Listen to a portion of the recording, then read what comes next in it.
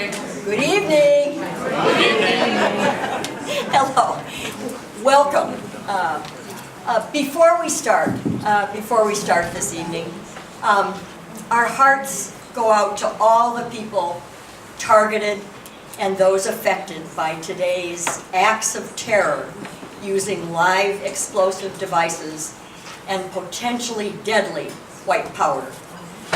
Let us not be cowed by these insidious actions and be civil in our conversations with people who have different beliefs and values from ours.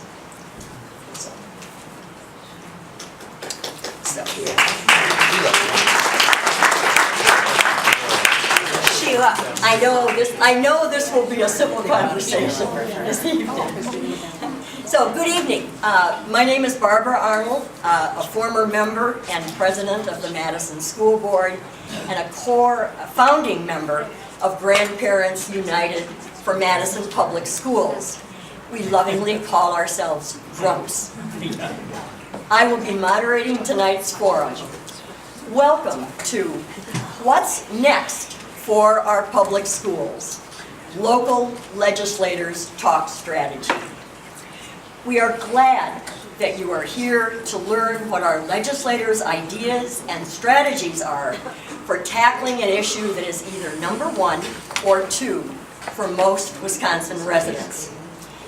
We in Dane County are fortunate to have legislators who support our schools.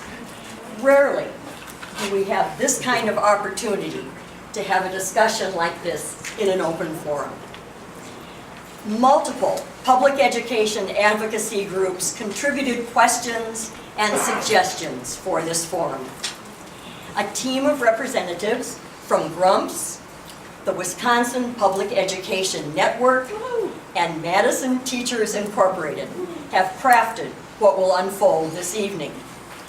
And we also want to thank the staff of Christ Presbyterian Church for offering this perfect venue for this evening. So, please join me in welcoming and thanking these current sitting legislators, although Sheila Stubbs just came in.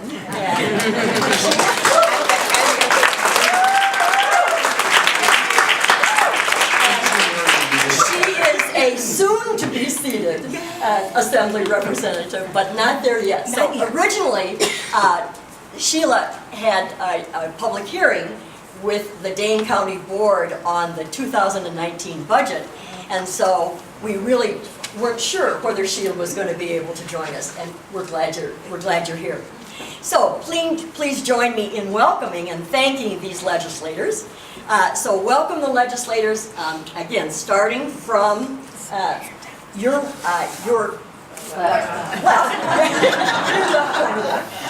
please join me in welcoming and thanking them. So, Assembly-elect, Sheila Stubbs. Hello! Senator John Erpenbach. Representative Lisa Subeck. Representative Melissa Sargent.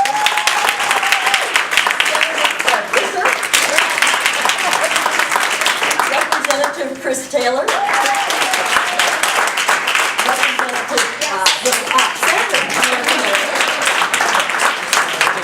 Representative Diane Hesselbein.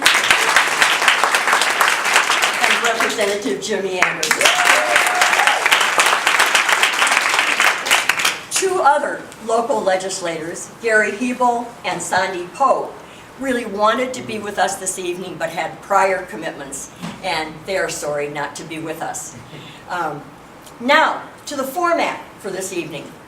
Some of the questions will be asked of all 8 legislators, all 9 legislators, with different times and different times for the answers. There will be 8 one-minute response questions, one for 8 of you, and you will be asked a question and then 2 legislators will respond with 30 seconds each. There will be 7 lightning round questions. Is there going to be a test on simple, this? yes. There will be 7 lightning round questions requiring a simple yes or no response. We hope that this will be a fast-paced, lively, challenging Game show. Yeah. conversation. We are asking that you stand for the 4 questions, which all of you will answer. And if you wish, stand for the question that will be directed for you specifically, standing or seating, whichever way is most comfortable. In the interest of time, please remain seated for all other questions and responses. Some of you in the audience will have specific questions for particular legislators, and we have planned for time after the conclusion of the forum for you to be able to do just that. So use the index cards that are on the seats that are available to jot down notes or to write a question for after the forum. Our timers, Carol Carstensen and Can I ask you a favor? Can we remain seated if we prefer for all of the questions? Absolutely. Thank you. Absolutely, you certainly may. Our timers, Carol Carstensen and Ellen Lindgren, have the critical role of keeping us honest with the timing for each question. Carol and Ellen will be strict about cutting folks off who don't respect the time constraints. So, let's begin. The 2 most, if you wish, but please remain seated, if you so wish. So, starting with John, and moving to his left, what are your 2 most important public education issues, and what do you intend to accomplish in the next legislative session to address these challenges? You have 2 minutes to respond. Thank you, and thanks for having us out. And Mr. Jones, I did text my daughter Amy, who was his student, your first year teaching? First and second. Yeah, I'm sorry you had Amy, but she she says hi, thank you, and sorry about the hard time she gave you during her quote problem child years, unquote. She does appreciate you, which just goes to show the impact a teacher has, as you all know, on any individual. I can remember all of my teachers, and they remember me now because I have a say in their pension a little bit, so they're really happy, and I think they probably would have given me better grades had they known what I'd end up doing. All of that being said, the couple of things I would really like to focus on deals with technology in the rural area. It's not my main priority, but we have to talk about this and access to technology, because the inequities in this state are real and they're great, and a lot of it has to do with lack of access to technology. So whatever we can do to get broadband in every single home we possibly can will basically level the playing field when it comes to giving students equal opportunities, and that's what it really has to be all about for everybody. Doesn't matter what part of the state you live in, you have to have equal opportunities to achieve whatever dream it is you seek to achieve. The funding formula, which I know we're going to talk about, needs to be fixed, and I also think if we could do it legislatively to respect the profession of teaching. There's a lot of us who know a lot of things, but we could never teach it. I know a lot about state government, I could never teach it. So if we could legislate respect for those who choose the profession of teaching, that would be a high priority of mine. Wait, 10 seconds? Anyway.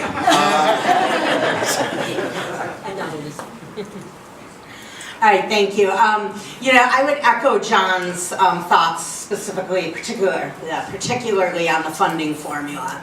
Yesterday I was out in Monroe and I was actually talking to a teacher out there when I was knocking on doors. She's a social studies teacher in Monroe, and she said to me, our schools are struggling, we're going to referendum. And I think we see that across the state, school after school going to referendum, more of the burden being shifted to the property taxpayers.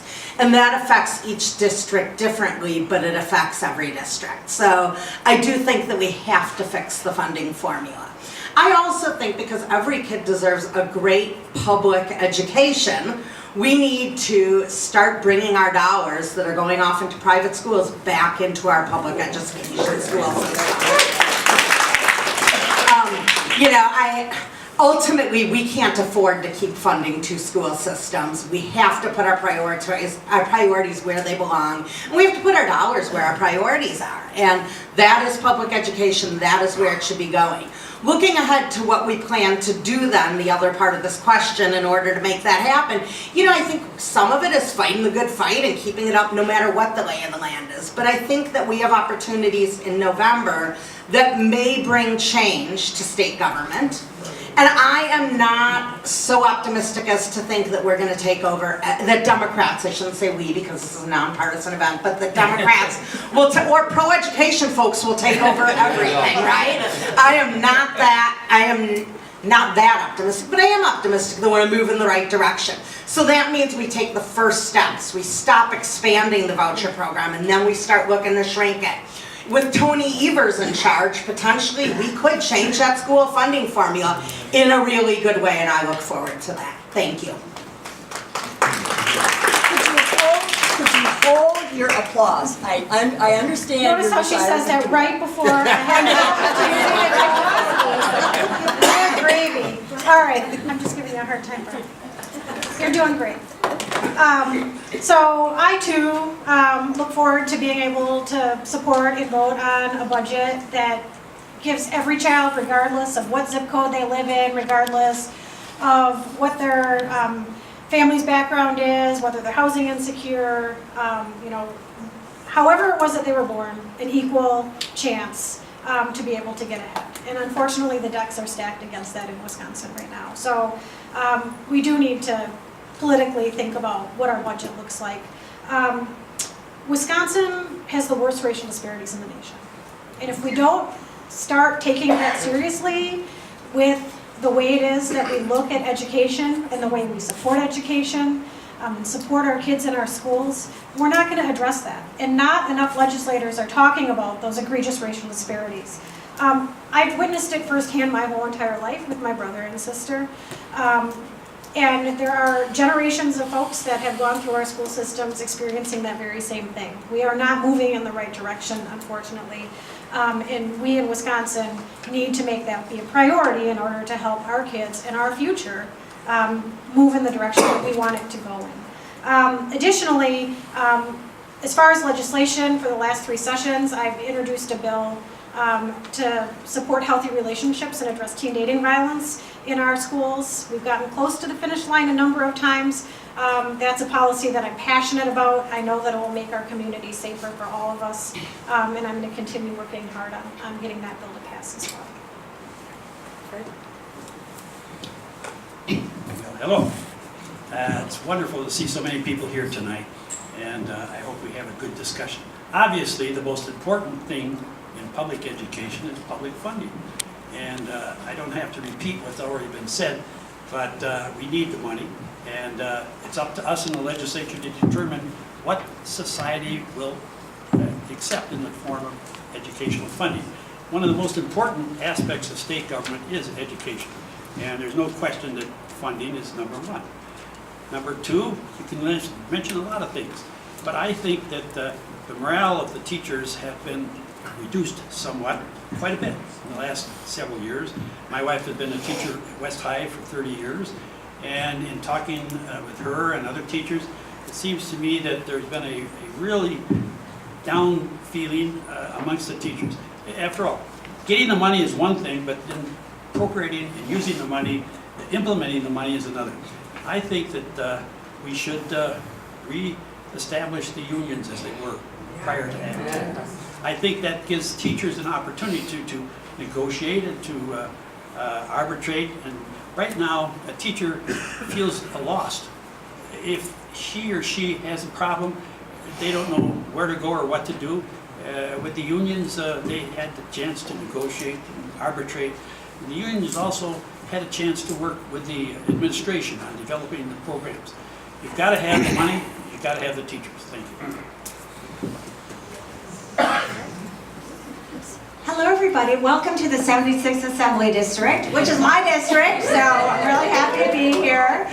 Yeah, the most important thing, in my opinion, that we could do is actually fund our public schools so they're meeting the needs of all the children who attend those schools. And that is, it's not just a funding formula. The funding, almost nobody understands the funding formula that's used. I mean, there's probably like 5 people in the state. It's very, very complicated. I would actually, absolutely require the state to be contributing more. So we're not going to referendum. Half of our school districts have gone to referendum. So we do need to go back to, well, I guess we never even had it, but we need to get to a 2/3 state funding for our schools. We need to revise the funding formula. Nobody understands it's too complicated to include things like poverty, a much bigger determinant of how kids do in school. In fact, the biggest determinant is poverty. And so we need to fund our schools, but we need to improve the lives of those children attending our schools so that they're not experiencing housing instability, food instability, all of those things. And unfortunately, the people up at the Capitol who are so intent on privatizing public education are also the same cohort that have really made it a lot harder for low-income families to survive.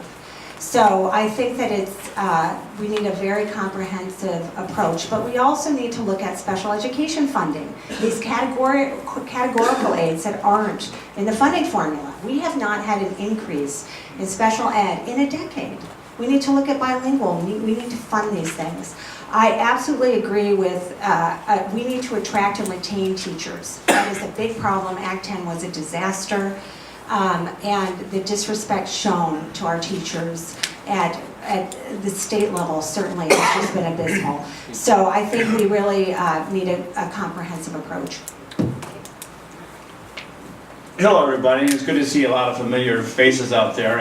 When we get down the line here, there's fewer and fewer things left for us to say that are you.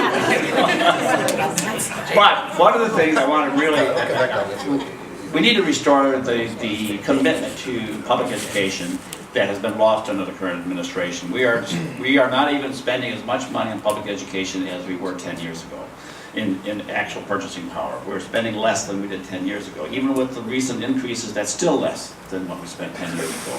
So that's why schools are starving. That's why teachers are being so frustrated in the work that they have to try and do with these limited resources. So that's the first thing, is just to increase the general funding back to a level that would be commensurate with the demand that has arisen.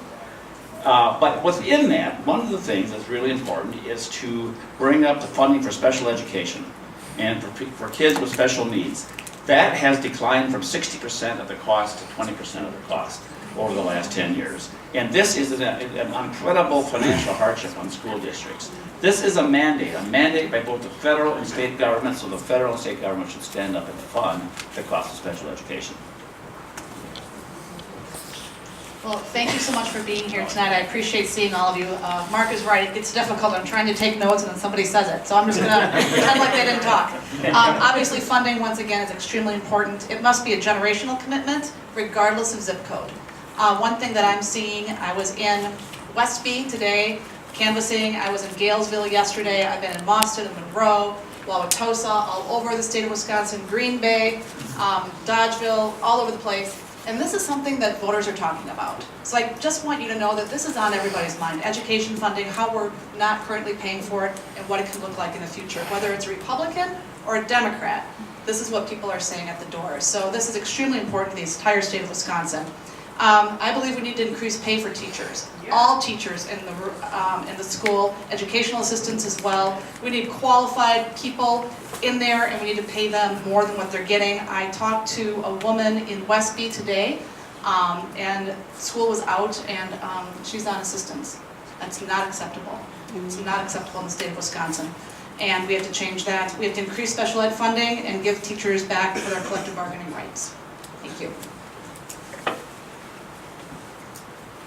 All right, so to make sure that my mic stand doesn't lose arm strength, I'll try to keep this really quick. So I will say that no group felt Act 10 harder than teachers. And so I would say that what we need to do first and foremost is to be able to pay teachers what they're worth. And we are nowhere near that right now. And Act 10 was incredibly harmful, and we need to get back to the levels prior to Act 10, even higher. I will say that nothing is better for a student than a good teacher, and I think that's where we need to start. And if I'm going to give an aspirational kind of change, I think we need to start rethinking what public education is. We've had a model that we've kept for the past 100 years that really hasn't changed. I think we need to start looking at some more experimental ways that we can educate kids that isn't so reliant on testing, that we begin to trust teachers in the classroom to educate our kids for the next generation, and that we need to make sure that we're competitive not just within our own country, but also competitive internationally. And maybe start taking ideas from other countries and seeing how we can apply them here in the United States. I want people to look to Wisconsin for new ideas rather than us looking out. So hopefully we can start doing that. And Sheila. Thank you. Very quickly, I think from knocking on thousands of doors, recently I could hear this conversation that we spend more taxpayer dollars on prisons and the Department of Corrections in our education system. That is absolutely backwards. That's not the direction we need to continue in. And I can say as a former special education teacher, we need to fund special ed departments adequately. And when we fund them adequately, we're able to provide services to families. In addition to that, teachers need a pay increase.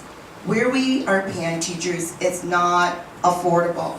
And I think we need to think about what we're asking teachers to do and the important roles that they play in the lives of our children. And it is embarrassing. And it is daunting to have racial disparities, the worst in the nation, and in this capital when we have a top university school. It should not be the way. So achievement gap is very passionate to me in my heart. Thank you.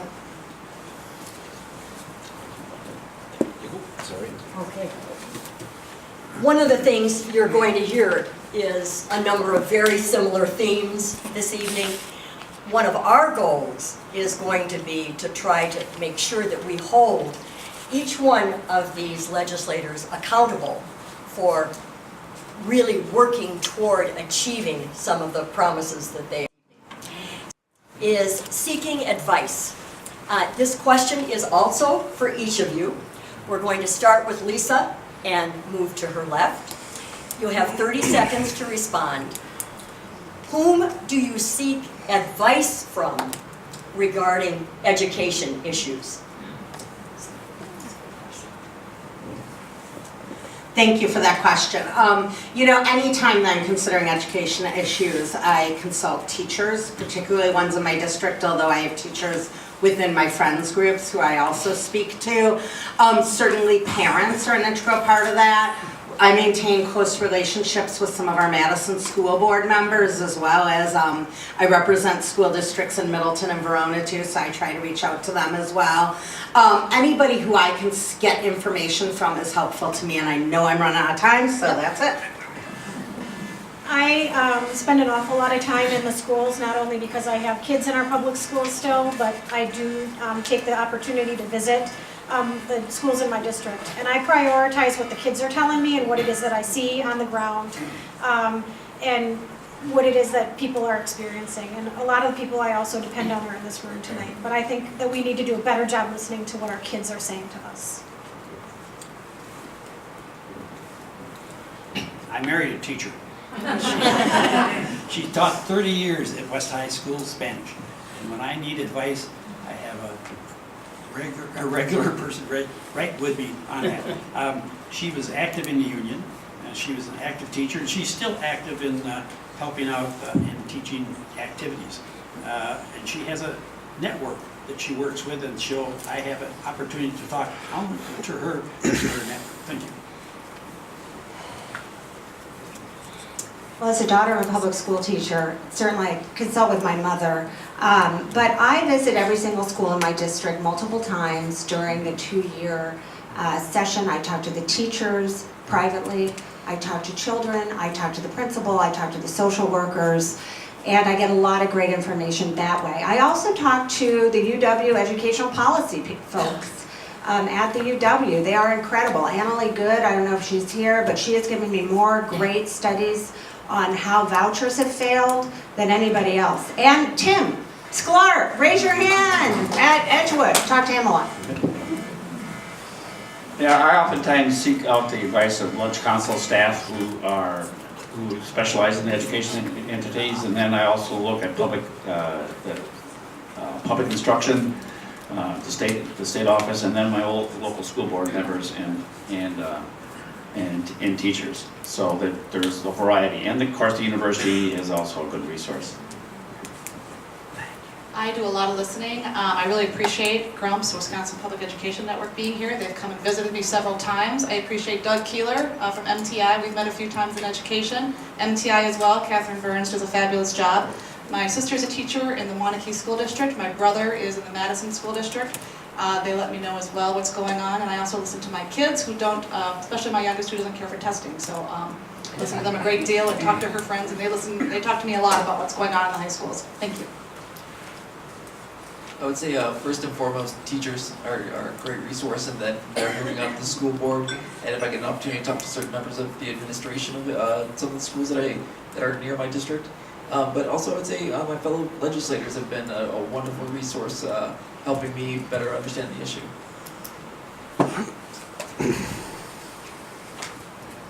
I wish we had more microphones. All your steps in. Well, I listen to students, I listen to my constituents in the district, I listen to our community center director where many of our students are located. My daughter is 8 years old, so she is a product of a public school. I'm a product of a public school. I listen to parents, I listen to community organizations, I listen to my union. Thank you for representing me, MTI, with all of my ideas. And I plan to continue to listen to whomever I need to, because my doors will always be open. You are my top priority. I think all we have left are the custodial staff. I actually spend a lot of time listening to districts that are less fortunate than other districts, simply to find out, first of all, how they patch it together the way they do and do the good job that they do. Secondly, what can we do to raise them up to make sure that their kids have every opportunity possible. My mom was a teacher, my dad was at DPI for 30-some years. I am a public education kid through and through. So I always start by listening to teachers and students as much as I possibly can. Thanks to all of you for that one. This one now is our first, it's going to be a 1-minute response. We're going to start with Melissa.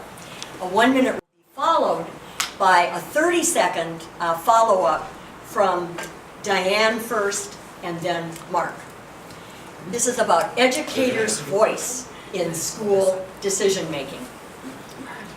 Students benefit when their teachers have a strong voice in how their schools and classrooms are run. Educator working conditions are student learning conditions, and educators' voices need to be reflected in school decision-making, including the frequency and use of student assessments. What will you do to build support for legislation to require strong input from educators on school decision-making, including the identification and timing of appropriate testing? That's a really long question and a hard one to answer in 1 minute. Ultimately, our teachers are giving their lives to invest in our future. And if we don't have kids that can grow up and be doctors and attorneys and teachers and scientists, we're all in pretty big trouble. And we need to do a better job listening to you all. There are a lot of ways that we can do it. We can have summer study committees. We can be reaching out to you proactively and helping you draft legislation.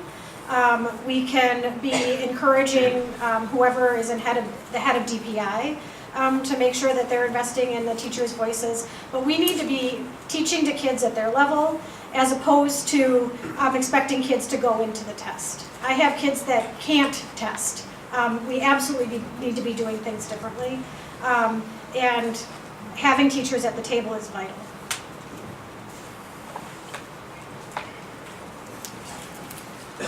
Diane, and then Mark. So same question. Same question. Got it.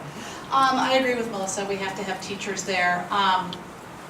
And however we can do that, they have to be part of the solution, especially for assessment. I'm not a big fan of tests, so I'm just gonna put that out there. I never have been. I know a lot of kids, I was one of them that had test anxiety, and I had to work through that, and it's just something that is never comfortable to talk about.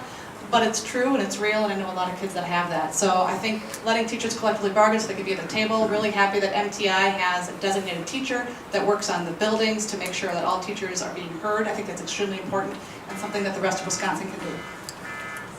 I think the best thing would be to restore the ability of teachers to organize and be able to have a voice within the school district as to those situations that most affect the quality of education in the school district.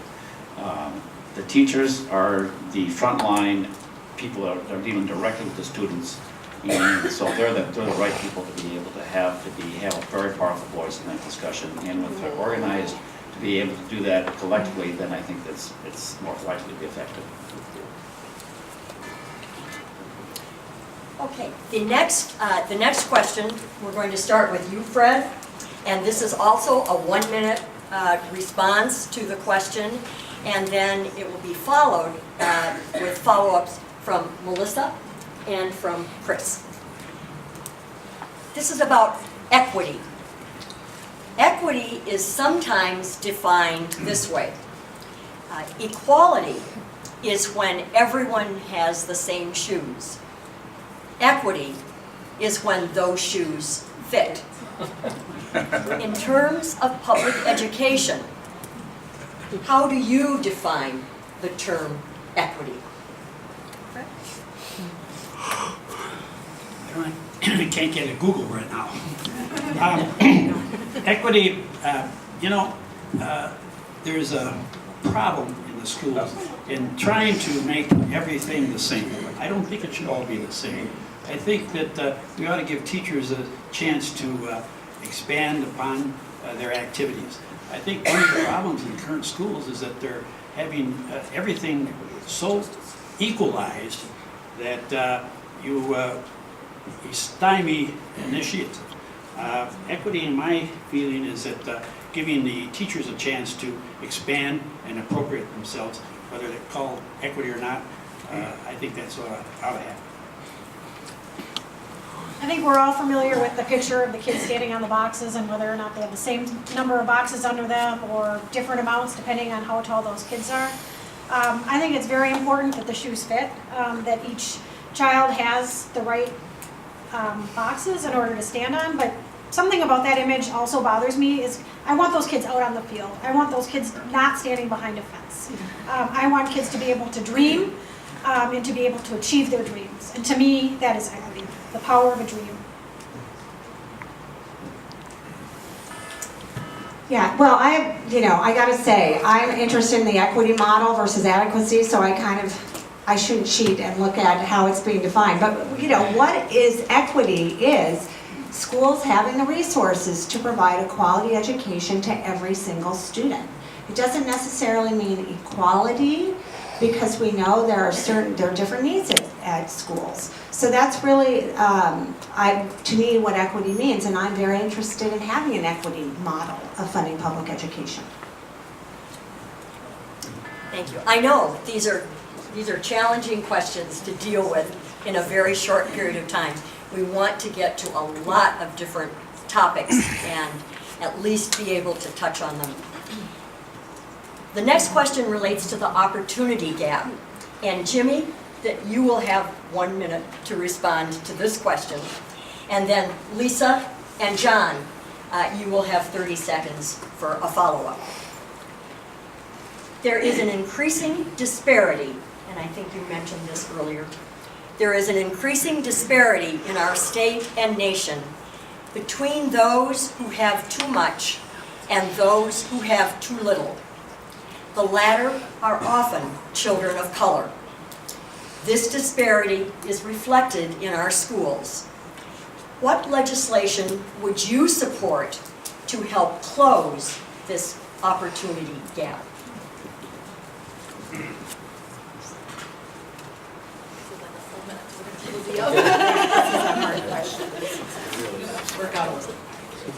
So I will say that this kind of gets into one of the questions I was going to get into later, I think we were all going to answer, but I would say that what we need to do is divorce public education funding from property taxes. I think would be the best way to do that.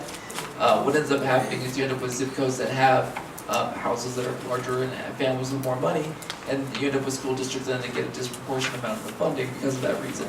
What we need to do is take a holistic approach to how we approach education funding. So that means that we need to understand that school districts that are more rural, that need more education, for example, busing, gets the money that they need in order to get so those students are going to be able to get the education they need without all the money going to things like busing or administration or whatever they need. So we need to take a holistic approach on what education funding should be for the entire state, rather than just looking at it from a zip code by zip code basis. Thank you. And now Lisa, and then John. 30 seconds. All right, so I fully agree with what Representative Anderson said. I would also say, though, we have to tackle the issue of poverty. I mean, let's face it, kids shouldn't be in poverty, and that would help close the opportunity gap. And, you know, the two go hand in hand. Kids need educational opportunities for families to get out of poverty, but we also need to start eliminating poverty so we don't have kids who don't have the same opportunities. I spent a lot of time working for Head Start and working in our homeless shelter system, and I know firsthand what it means when a kid isn't sure where the next meal is coming from, and it means they won't be successful in school. Obviously, agree with what both Jimmy and Lisa had to say. I'd like to see more schools and more teachers in smaller classes. I'd like to see neighborhood schools. I would love to see the idea of the fact that a kid can actually walk to their school, at least in the elementary age, so they get the amount of teaching that they need, they get the amount of attention that they need, and if there are issues with the child and learning, there'll be more time for a teacher to focus on that child if the classes are smaller. I know I went over my time, I'm sorry. We should be able to bank time. This is our first lightning round. All right. This is about. Wait, are points double? Only if you answer right. Yeah, okay. This question relates to undocumented Wisconsin high school graduates. We have a two-part yes/no question. We will start with Mark and move left. Please, and you are all remaining seated, that's good. Currently, undocumented Wisconsin high school graduates are required to pay international tuition rates at University of Wisconsin institutions and are not eligible for Wisconsin teaching or nursing licenses. So yes or no? First question. Should these students be eligible for in-state tuition at UW institutions? Yes. Yes! Yes! Yes. Absolutely, yes. Yeah. Yes. 100%. Yes, and we have a bill to do it.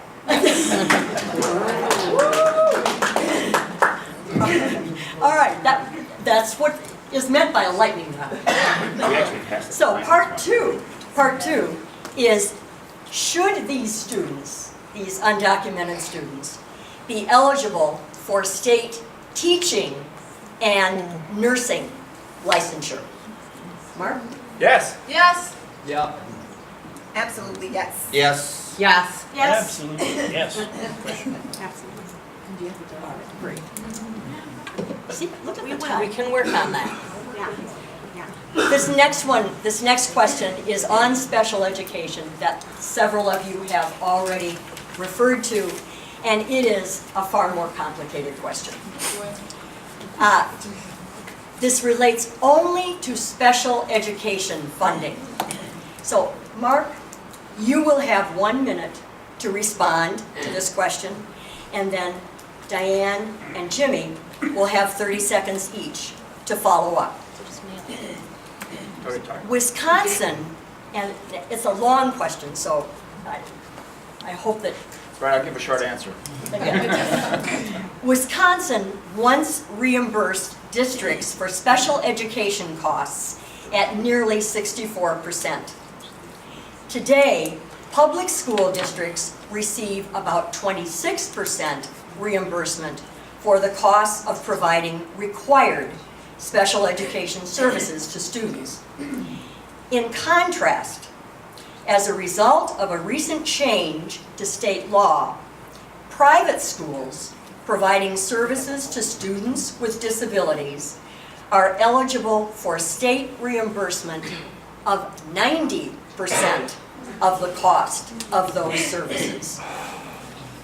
Districts across the state are now passing resolutions calling for a 90% reimbursement rate. The Superintendent of Public Instruction, Tony Evers, has put forward a budget that raises the reimbursement to 60% in the next biennium. Now, Mark, what do you plan to do to promote this legislation? And are there any Republican members of the legislature that you can work with on this? So, Mark, and then Diane and Jenna. Well, reference my early remarks is that I absolutely think that this is something that the state should do. It's a mandate from the federal, both at the state and federal level, that schools educate kids with special needs. We should be funding it. The state and the federal government should be paying that. It should not be that extra cost should not be the liability of the school district. I think the Tony Evers plan to go to 60% and then subsequently move to 90% is a good idea. It's going to be a $600 million upper from the current 26% funding to go to 60%. So there's going to be a lot of challenges if we're also going to add the additional funding that school districts have lost over the last 10 years. So yes, we need to move that 60% now, 90% the next time around. I think that absolutely. Republicans? Any Republicans?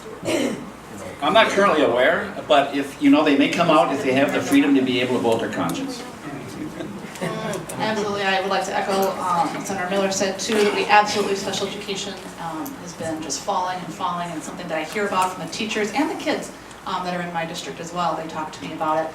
As far as Republicans that we can work with, we try. I want you all to know we try. We try to talk to Republicans every time that we're there about education and other issues, and we're not successful yet. November is coming. I'll just echo what my compatriots here said, that we absolutely need to be able to provide this additional funding, because otherwise students with disabilities fall through the cracks, and then they end up becoming it makes it even more difficult to provide the support that they need.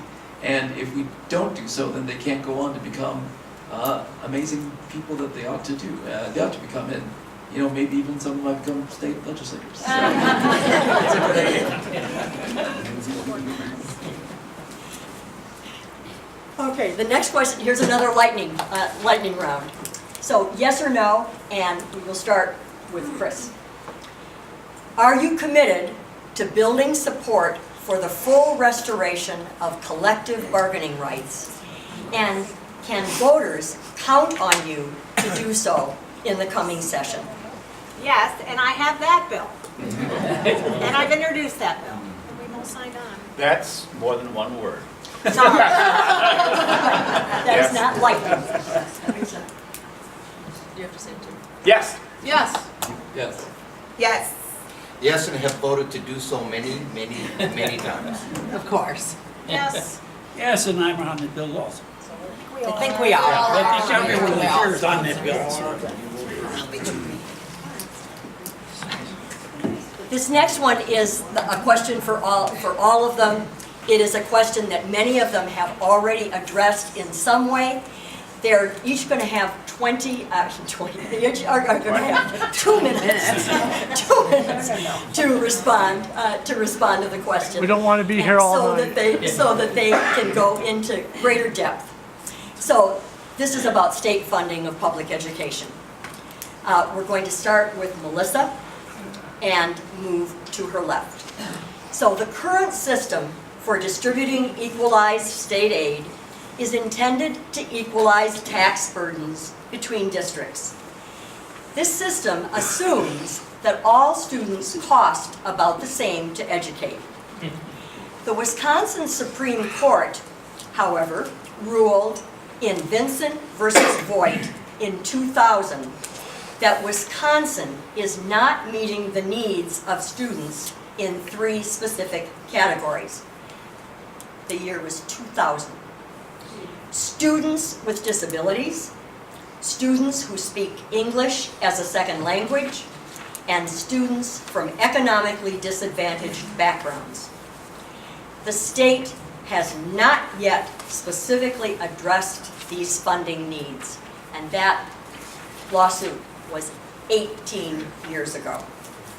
Given this context, how do you think the current funding formula should be changed?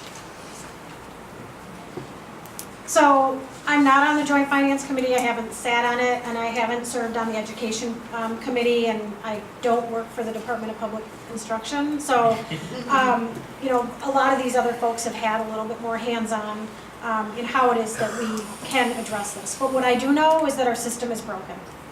It's really broken, and our kids are suffering, and they've been suffering under this current administration in a way that is heartbreaking and egregious. We need to be funding our public education in a way that supports our children so that they can dream and reach for the stars. These are our future leaders. These are the people that we are going to depend on to make choices for us when maybe we can't make choices for ourselves anymore. Don't we want to give them the best tools possible?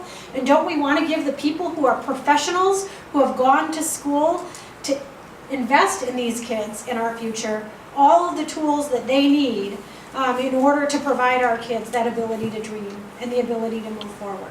Governor Walker has funneled our tax dollars to unaccountable private voucher schools in a way that is directly impacting our kids, my kids, our future leaders in a negative manner.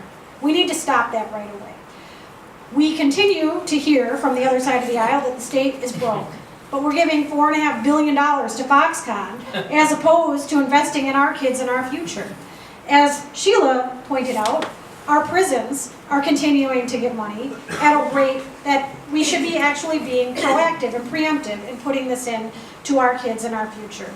Our kids don't have what they need, our teachers don't have what they need, and our local governments, our local school board members don't have what they need in order to provide for our kids. We need to dump the crayons out of the box and make sure we stack them up on the side of our kids and our future. Fred? The school aid formula is very complex. I'm going to try to explain it to you. And we should try to simplify it, and we should try to develop a degree of certainty so that when school boards meet, they know what's coming out. And what happens is the legislature fusses around with the formula, and local units of government don't know exactly until the last minute how much they're going to get from the state. I want to say at this time that I think the state made a real serious mistake by developing a voucher program, a sort of a competitive program. Over $3 billion have been spent on the voucher program, and that money could better be spent in public education. In the last voucher expansion, 68% went to the private parochial schools. I don't want my tax dollars spent sending kids to private parochial schools. I think that's a serious mistake. The Supreme Court acted on this in a 4-3 decision, initially allowed for the voucher program. Subsequently, they had another case, and there was again a split in the Supreme Court as to the legality of this whole program. In my opinion, we should phase out the voucher program. That money should go into the public schools. We should develop a formula which is much more simple to expand. We should do away with the levy limits, which is developed inequity in many areas. There's lots that can be done. We should develop a certainty, and quite frankly, the legislature, every session I've been in, has been working on this. They've been fussing around with it and but they haven't really gotten to the guts of their program. Thank you. Well, I am on the Joint Finance Committee, and, you know, I still have to look back at this pamphlet to refresh myself about this crazy, the absolute crazy funding formula, which is very, very reliant on property taxes. And probably most people in the audience don't know about the funding formula, but basically the funding formula takes you know, each district can set a per pupil cap in how much they can spend. And there's a formula that's used that looks at how much can be generated using a consistent kind of mill rate in the property tax to get to that amount for each student. And then the state is supposed to fill in the rest. And that's the funding formula that's been referred to. Now, not within that formula are all these categorical aids. So like bilingual education, which has not been increased in 10 years, where the reimbursement's at 8%. It needs to go way up. Ever's proposed at 30%, so that would be a start. That's all outside the funding formula. So when you're talking about special ed, that's outside the funding formula. So it gets very, very complicated. First and foremost, I do think we have to start detaching school funding from property taxes, and the state needs to pay more. We need to get to 2/3. That should be our obligation. Secondly, we need a much greater weight on poverty. Poverty is the best indicator of how students are going to perform. So I think that would help simplifying this. But we do have to then look at these categorical A's as well. That's a piece of how we fund schools. I'm not sure it's always the best way. And I have to tell you, the funding formula in a lot of ways, my Republican colleagues are funding education outside that equalization formula, which I think is a huge problem because they're not equalizing. We're supposed to constitutionally provide an equal education for children. Or not equal, but a quality education for children. And I think by not funding in a way that equalizes is harming our kids. You know, Wisconsin has historically been the genesis, the catalyst for really creative ideas. Social Security, workman's compensation, health insurance. But we have not been at the forefront of that for a long time. And one of the things that we've done very good at solving a lot of problems. We have a world-class university, even though we're a state of modest income. One of the things we've not been able to do is to educate all our students equitably. And largely this is a result of our urban education systems. And let me just read you what is going on in the 5 largest school districts in the state of Wisconsin. These are Milwaukee, Madison, Kenosha, Green Bay, and Racine. 47% of those students are English language learners. 40% are homeless. 33% are economically disadvantaged. 25% are students with disabilities. No wonder we're having a hard time closing the education gap. There needs to be a real focus so that those students have some opportunity, some hope that they will get an education that can bring them back into the mainstream. And it's to our benefit as well as theirs. If they benefit, we benefit. So we have a lot of work to do, and I was shocked when I learned those numbers. It's something that I would think that Wisconsin has the intelligence and the will to be able to accomplish if we choose to do it. Once again, it's always great to follow my talented colleagues. They sum it up so well. Obviously, a portion of the funding should be put more aside for these people, the English language learners, economically disadvantaged students, and with disabilities. You know, one thing, Chris Taylor says it so well, and she didn't say it tonight, but she's like, there's enough money in the budget. And Melissa Sargent pointed to that as well. There's enough money in the budget to do the things we need to do if we would stop the nonsense with the voucher program, and especially with Foxconn and other things. The money is there, but the priorities right now in the state of Wisconsin are in the wrong place. And so if we could get different people at the table, we'll have a different outcome. I think I'll leave it at that. I'm not supposed to talk about that. And so I think you kind of reiterate the idea of being able to separate the idea of property taxes from education. I think what we need to do is, I'm a firm believer in making sure that our tax dollars are more explicitly used. And so when people get on the campaign trail and they start talking about reducing property taxes, what they're saying is reducing education funds. And so what we need to make sure is that instead of saying, this is your property tax bill, this is what you owe to the education fund. And so that way people want to get on the campaign trail and talk about reducing property taxes, what they really need to be forced to say is, I'm out here and what I want to do is reduce our education fund.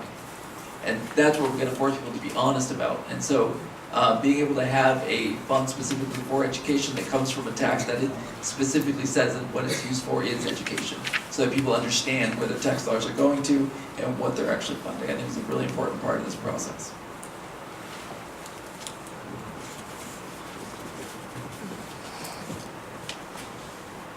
Thank you. Well, I think it's really important that we stand along with this notion, no child left behind.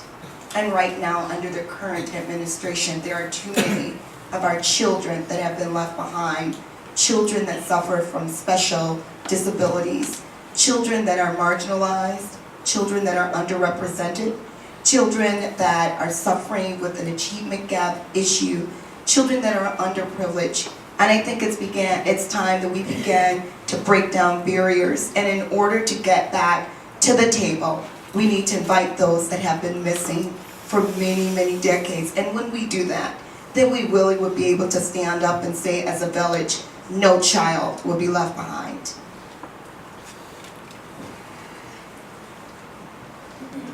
We as a society have to get one thing straight that we have not done yet. These are our kids. It doesn't matter if they're in Kenosha or they're in Ashland, they're our kids. And our generation is responsible for their public education. And the idea of graduating from a public school in Wisconsin needs to mean something. And the inequities in this state are in part mostly due to the funding formula. Legislators, you know, we get the printout, we look at how do our districts do. And that's not the way we should do it. We need to take the glass walls down around every single public school district that we have out there and recognize the fact that each kid has to have opportunity, no matter where they live and no matter what their zip code is, what their background is, whatever the case may be. Legislatively, I want to see at least flexibility in cost controls and local control back to school boards so they can actually do the job that they're elected to do. If we do that and give them flexibility to go out and get the money they need, some budget might spike 1 year to the next year because of a couple of kids. So let them do what they're supposed to do, let them do what they're elected to do, go out and get the money that they need to run the school districts that they were elected to run. So those are a couple of things that I would do, but we have to start with recognizing the fact that no matter where the kid lives in Wisconsin, they're all our kids. And we all have a responsibility collectively to make sure we give them whatever tools they need to succeed in life. Wow, so much has already been said, it's hard to think of what to add that hasn't been said yet. So as I thought about what to add, I thought, well, you know, I actually thought a lot about the school funding formula because I tried to better understand it. And I sat down with staff and I sat down with fiscal bureau people and tried to get through it. And I have to tell you, I'm actually okay with the fact that it's complicated. I'm not okay with the fact that it doesn't work. I think we will likely always have a confusing and somewhat complicated funding formula. And part of that reason is because what we should be doing is a better job of that equalization. We should be considering factors like poverty. We should be considering factors like numbers of children with special needs. We should be considering all of the other factors that make education more expensive for some children than others, right? And in order to do that, it might have to be a complicated formula. And I'm okay with that if it worked. But right now, our funding formula is broken. I think that's what we have to acknowledge. And that is what we have to work to fix. I don't have all of the answers of exactly how we fix it, but certainly we need to do a better job and we need to sit down with the experts, the actuaries, the math folks, folks like my dad who's a statistician, who can put the math together behind it. I mean, I don't think it's a legislator's job, nor would it be good if we were the ones putting the math behind it, but we put the values behind it. And I think those values speak for the fact that every child needs a great education. Every child should have the tools they need to succeed. And that means fixing that formula so that it factors in appropriately the things that make education cost more in some districts than others. Agreement on education issues. And what will you do in the coming year to find bipartisan support for issues that you have identified as priority concerns? It's going to take a blue wave. Really looking forward to the next few weeks. Outside of that, it's going to take redistricting. our next governor is going to be in charge of the next redistricting, and I'm hopeful that we can have more say in that process, to be honest. And I think that would make, and people think, redistricting, what does that have to do with education? But if we made these districts more compatible, if we made them more equal, it wasn't a 60-40 Democrat-Republican leaning district, we would have legislators on the other side of the aisle that would talk with us, and that would work with us collectively in a manner to move the entire state of Wisconsin forward. So for the next biennium, especially for the next redistricting, I will continue to reach across the aisle to talk with Republicans on any issue. But I'm really hopeful, as Mark Miller said, that in 2 weeks we'll have people with more courage than they currently have today.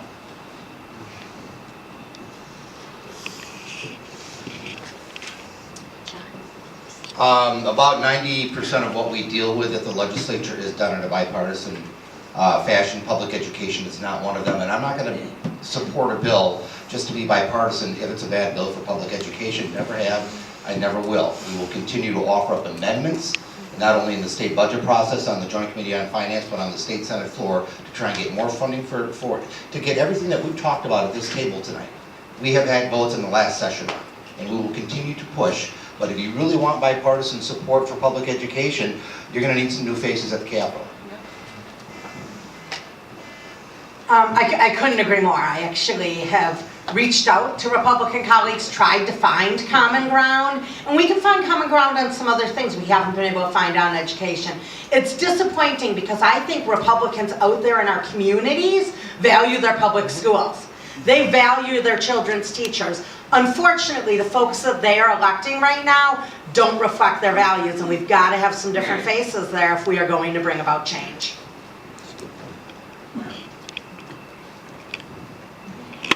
And now we have another lightning round. This is on gun sense legislation. And we'll start with Melissa.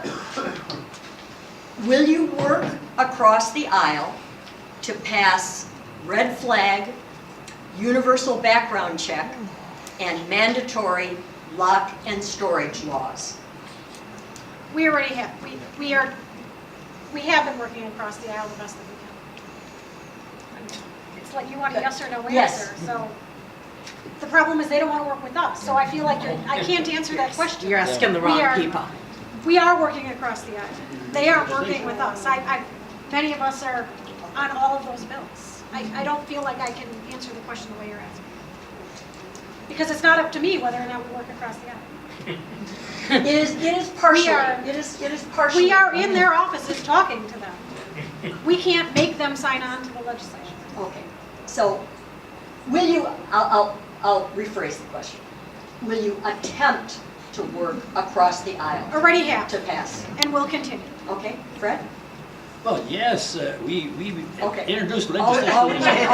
this is lightning round. I'm sorry, I threw you off. We've introduced this legislation, obviously, yes, of course. Yes. Yep. Yeah. Yes. Yes, and already have. Same. Many of you have mentioned the issue of private school vouchers. And so I'm going to start with a question. It's a lengthy question, but again, it is a yes or no response. There will be a chance for follow-up. But the yes or no question is this. And Fred, we will begin with you. Currently, Wisconsin has 3 voucher programs.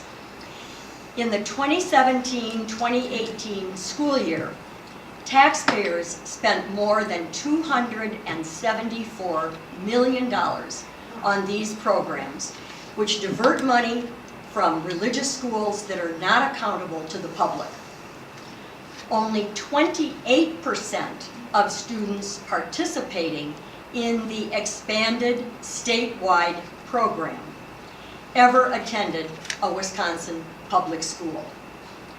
Do you support repealing the Wisconsin statewide parental choice program? Absolutely. Yes or no? Absolutely. Yes. My kids are coming, I'm sorry, I didn't get distracted. Yes. Yes. Yeah.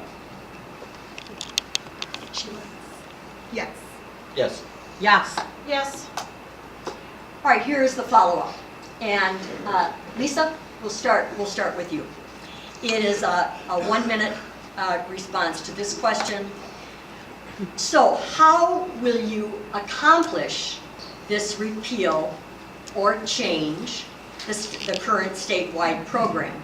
And you have 1 minute, and then we will move to Mark and then Chris. Lisa? So, again, I'll say, as I have to almost every question, we have to have a majority of legislators who support dismantling the program to get it passed, right? And I'm all for it. I bet most of us, all of us at this table are for it. But we do need some help with that, and that means some legislators who oppose the voucher program. That said, if we were able to dismantle it, I do recognize the reality that we can't rip kids out of their school mid-year and be like, we passed a bill, your education's done, and we need to be thoughtful about how we go about doing that and how we go about dismantling that program. And it starts, the very first step is stop the expansion. I think that's a clear first step, and then we work from there as to how do we then pull it back in a way that doesn't disrupt any children's education, of course.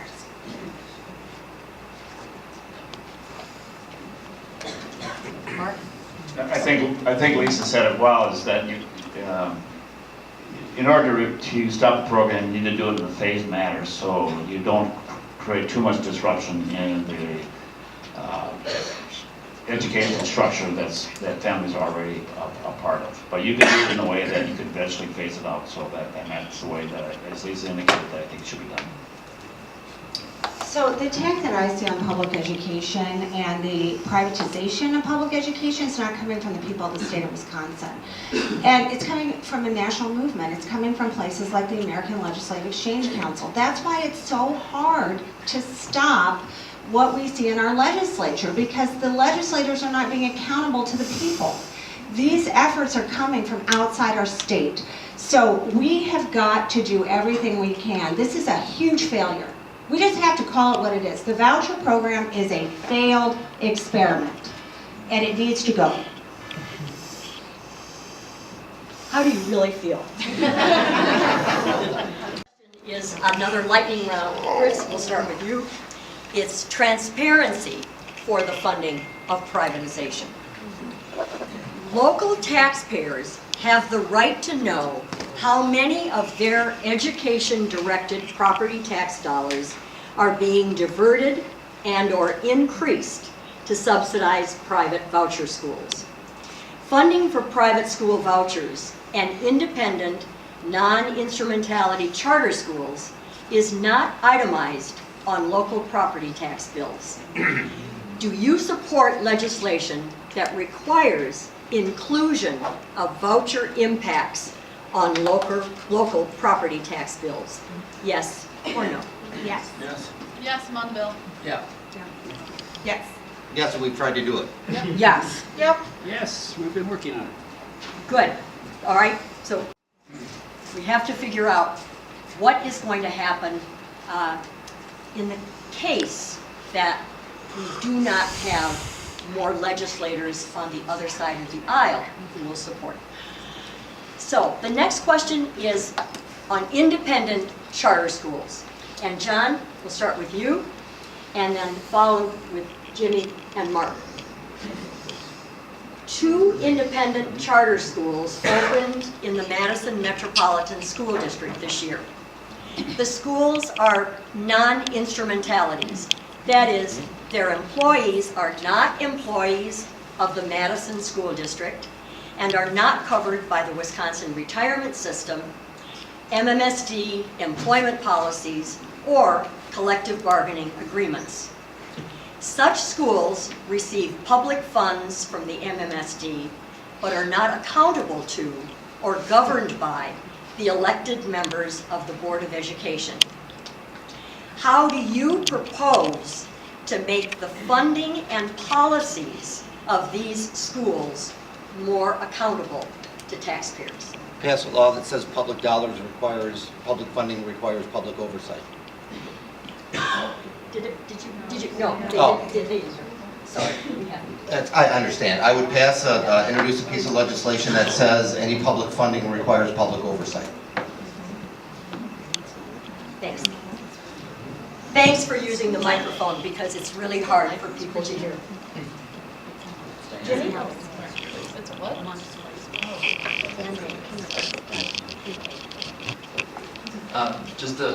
I agree, and I think that too often when we see public schools that are struggling, they always try to come up with an answer that isn't make the public schools better.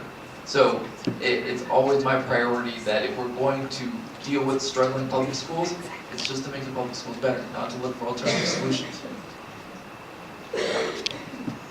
And Mark. Well, I actually believe there's a real role for charter schools. We talked about the challenges that we're facing in meeting some real students that have real significant challenges in terms of the environment that they live in and that they come from. So I think there's a real role for charter schools. The issue is how can charter schools be used effectively to be able to deal with those problems? We're not doing it effectively with any of the things that we have right now, not the independent charter schools, not our regular public school systems, but there has to be a way of doing it, and I think charter schools is one of the ways of doing it. If I had more time, I'd go into that more. That is a challenge. Yeah. The next question is, start with Diane, and it is a yes or no question. It is related to certification of teachers. In the last budget, a provision was passed to allow certification of teachers licensed through a 10-month online course. Will you work to repeal that law in order to restore Wisconsin's high standards of licensure for our professional educators? Absolutely yes. Yes, ma'am. Yes, and the other things they did was certification. Yes. Yep. Yeah. Yes. Local control, and this is for Chris. It's a 1 minute response to this question, and then followed by John and Lisa with 30-second responses. So there are many statutes and mandates that take control of our public schools out of the hands of locally elected school boards, such as recent legislation impacting referenda, school safety, and the state-mandated civics exam. In fact, according to Matt Rothschild, Executive Director of the Wisconsin Democracy Campaign, over the last 8 years, the legislature has passed more than 160 laws that interfere with home rule. Now, not all of these laws relate to public education, but you understand the point. What steps could you take to restore greater local control to local school districts? Thank you. Well, we have a Legislative Fiscal Bureau memo on this if anybody is interested in seeing all of the ways that local control have been taken, and it's hundreds of ways.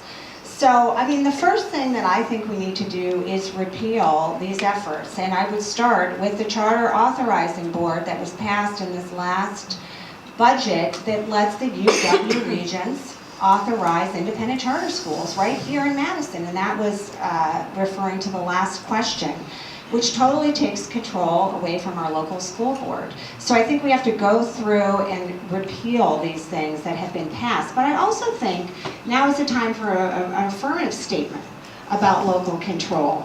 We have seen the erosion in so many areas. We've seen the erosion in flood controlling, which we've just experienced. So now is the time to reaffirm that we value local control and we will not interfere in local control at the state level.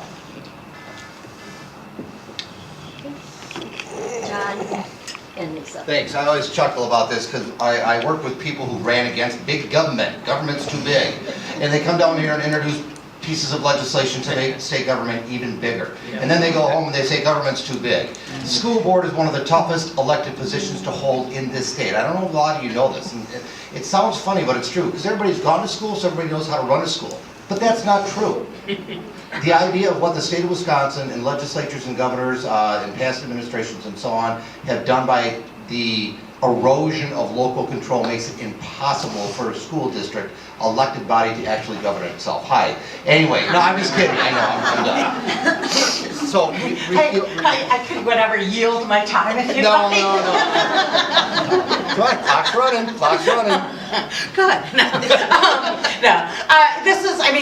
This is appalling, right? Like, local control is such a fascinating thing. And, I would say, there is a role for state legislatures in decision-making, but it's to set the minimum standard, not to put a ceiling on how far you can go, right? We need to allow our local elected officials to do as they see the best for their communities and the districts in the case of schools, or the cities or counties in the case of those bodies that they were elected to serve.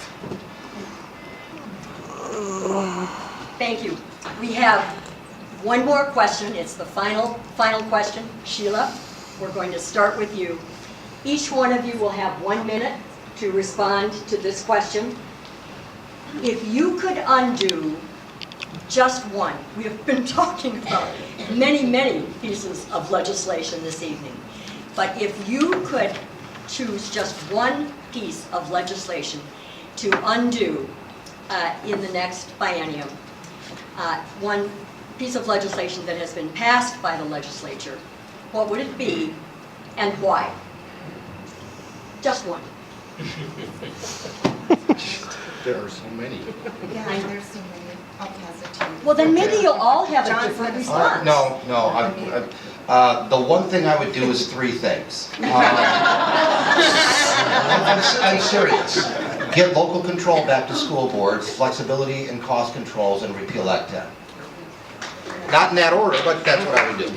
Well, now that he named 3, I got none left. There you go. There's so much we need to do, but I actually would say, when it comes to those top priorities, the only other thing that I would add, and Representative Taylor spoke to this before, is that while it's not directly related to education, gerrymandering, what was done with the redistricting, has put us in a position where we're not going to be able to repeal these things in all likelihood, right? So we need a fair redistricting process so that we elect representatives in a fairer way. We end up with more balanced legislature, and we are actually able to do these things, to be able to repeal the laws that John mentioned.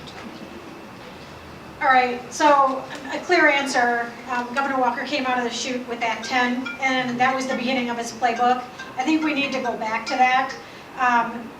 Teachers were very unfairly under attack, and it dominoed onto other public sector workers. It's affecting our communities in really negative ways.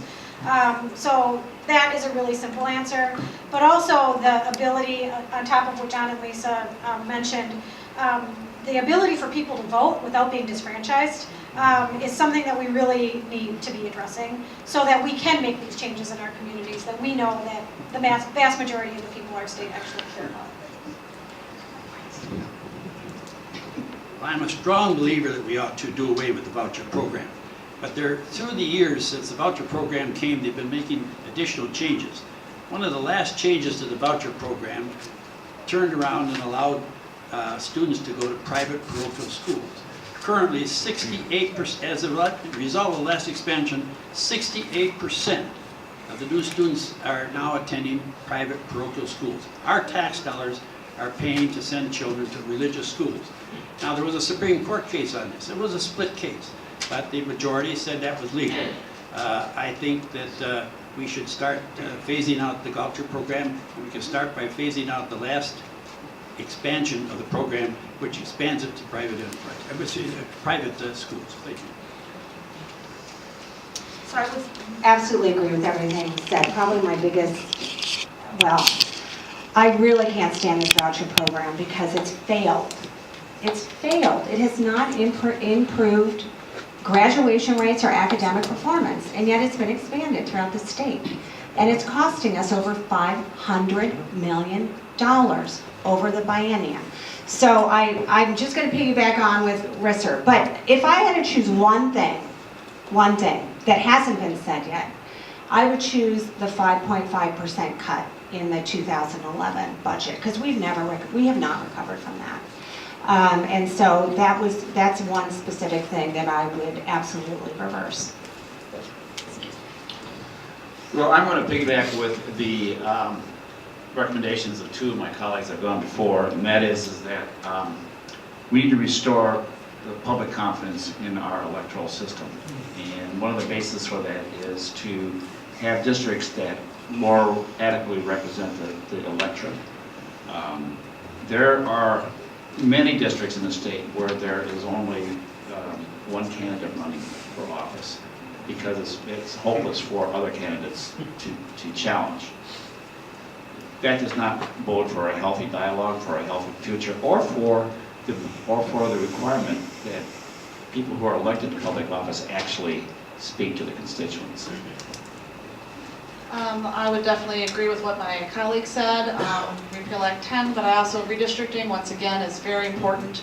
If we had that done and I believe all of us here, we are all in the bill for the Iowa state model, which has worked for decades in Iowa, where it's nonpartisan, the Reference Bureau does the work on it. They have 5 hearings outside of Dane County, 1 in Dane County is what it would be like. It's a wonderful way to do it. We can do it just like Iowa. And this is the first time I haven't had an opponent.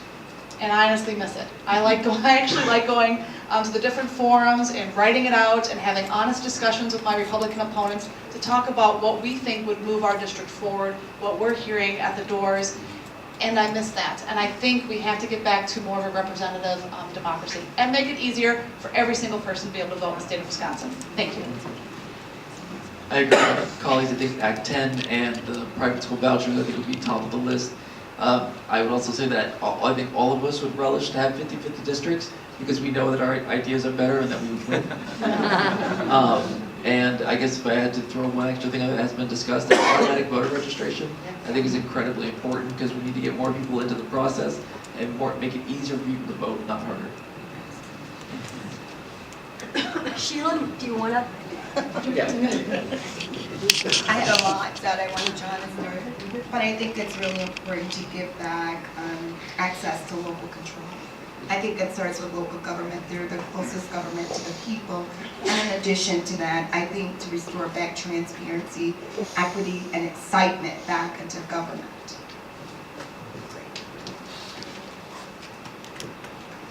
So now, I think it's very appropriate to applaud.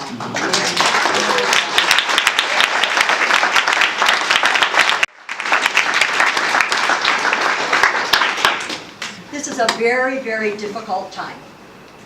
It's a difficult time for public education. It's a difficult time for our state and our country. And I need to let you know that it is so wonderful to have you 9 legislators here with us this evening to really begin to talk about some of these issues. You each could take 10 hours all by yourselves to respond to some of these questions. But what we really heard was a number of themes that are really important.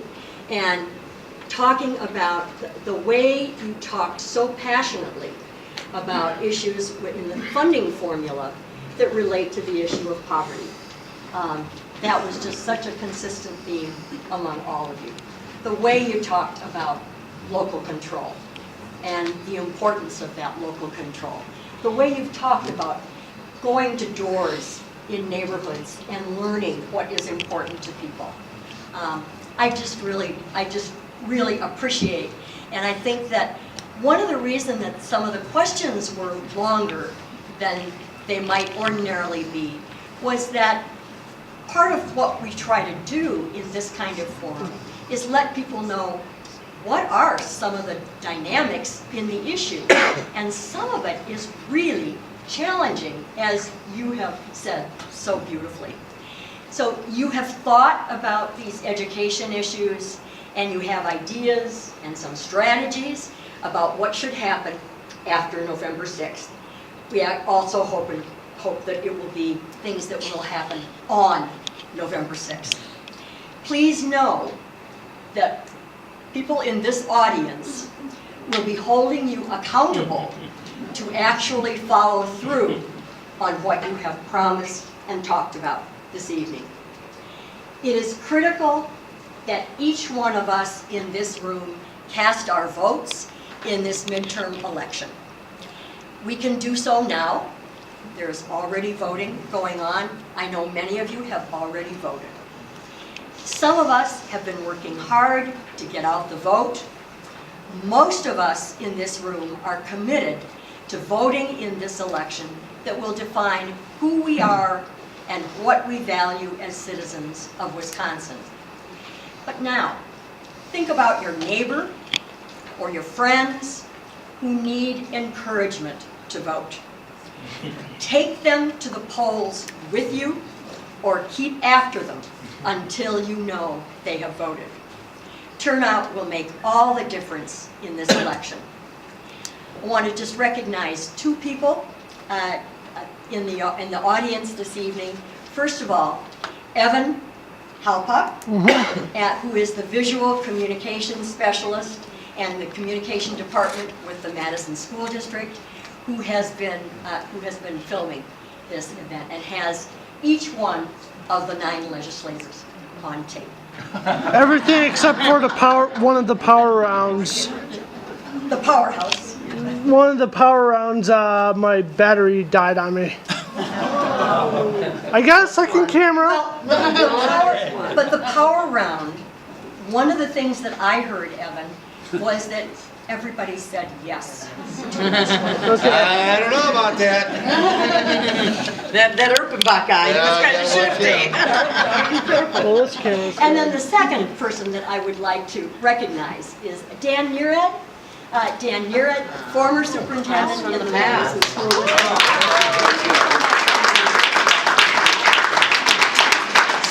Thank you to each one of you for coming this evening.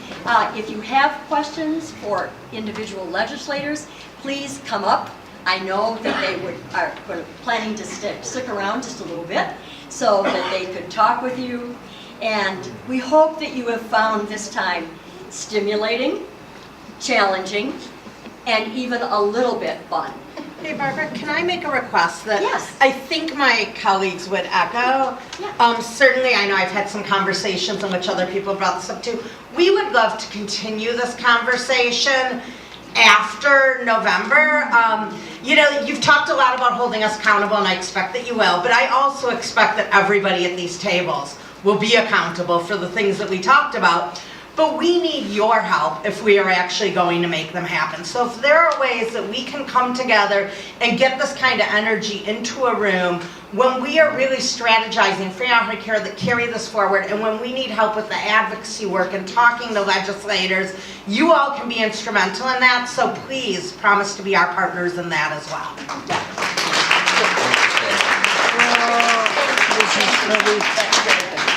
So thank you so much for coming this evening.